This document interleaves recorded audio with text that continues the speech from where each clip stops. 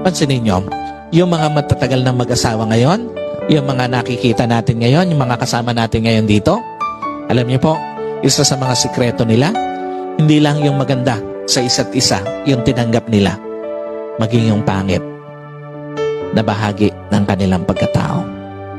At lahat tayo, meron tayong mga tinatawag na dark closet sa buhay natin. May mga hindi maganda na bahagi ang pagkatao. Pero alam niyo po, isa sa mga nagdala hanggang sa dulo ng kanilang journey ng pagsasama, yung kinaya nilang tanggapin, hindi lang yung maganda, maging yung mga hindi rin maganda o kagandahan, tinanggap nila.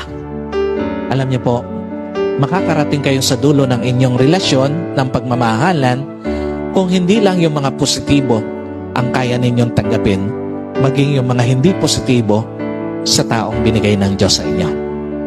At makakarating kayo hanggang sa dulo ng inyong pagmamahalan kung hindi lang yung kalakasan, maging yung kahinaan ng isang tao, tatanggapin mo.